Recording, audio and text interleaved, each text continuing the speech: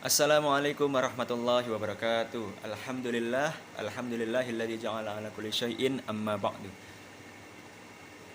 Perkenalkan, saya Afgan Fadilah dari Prodi Akidah Filsafat Islam, kelas A1 dengan nomor induk mahasiswa 0702012125. Pada kesempatan kali ini saya akan menjelaskan sedikit mengenai Tarekat Alawiyah.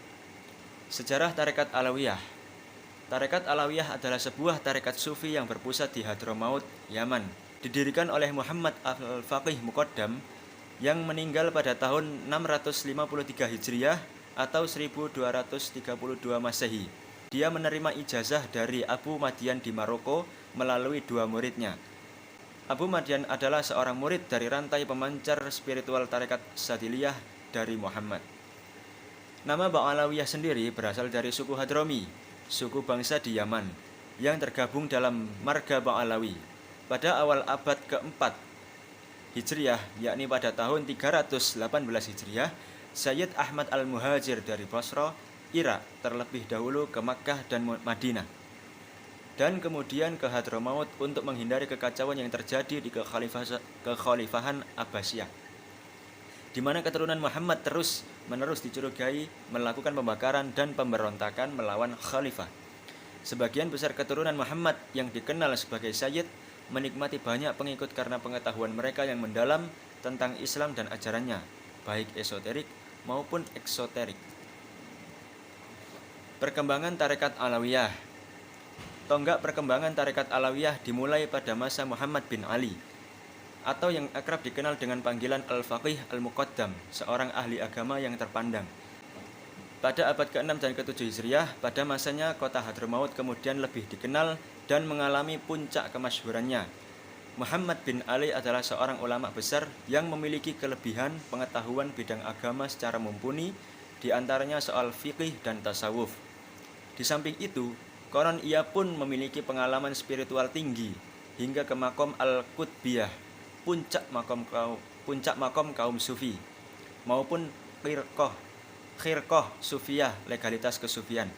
Pada masa-masa awal tarekat ini didirikan, pengikut tarekat Alawiyah kebanyakan dari kaum Sayyid, kaum Hadrami, atau kaum Ba'alawi, dan setelah itu diikuti oleh berbagai lapisan masyarakat muslim lain dari non-Hadrami. Oleh karena itu, dalam perkembangan lebih lanjut, terutama semasa Syekh Abdullah Al-Haddad, Tarekat Alawiyah yang diperbaharui, tarekat ini memiliki jumlah pengikut yang cukup banyak seperti di Indonesia. Bahkan dari waktu ke waktu jumlah pengikutnya terus bertambah seiring dengan perkembangan zaman. Ajaran dan amaliyah Tarekat Alawiyah. Thariqah Alawiyah ini menitik beratkan pada keseimbangan antara ibadah mahdhah, yaitu muamalah dengan Khalik, dengan ibadah ghairu mahdhah, yakni muamalah dengan sesama manusia, yang dikuatkan dengan adanya majelis-majelis taklim yang mengajarkan ilmu dan adab serta majelis-majelis zikir dan adab.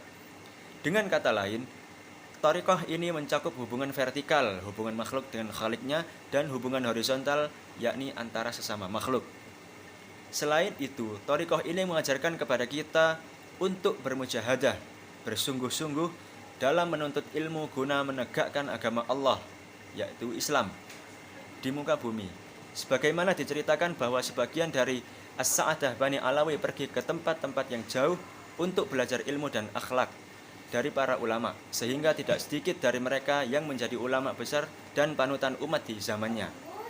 Banyak pula dari mereka yang mengorbankan jiwa dan raga untuk berdakwah di jalan Allah, mengajarkan ilmu syariat dan bidang ilmu agama lainnya dengan penuh kesabaran, baik di kota maupun di pelosok pedesaan. Berkat pedoman pada Al-Quran dan As-Sunnah, disertai kesungguhan dan keseluruhan akhlak dari para pendiri dan penerusnya, thariqah ini mampu mengatasi tantangan zaman dan tetap eksis sampai saat ini. Cukup sekian yang dapat saya sampaikan mengenai thariqah Alawiyah. Baik, terima kasih atas perhatian kalian semua. Saya mohon undur diri. Wabillahi taufiq wal hidayah war ridha wal inayah. Assalamualaikum warahmatullahi wabarakatuh.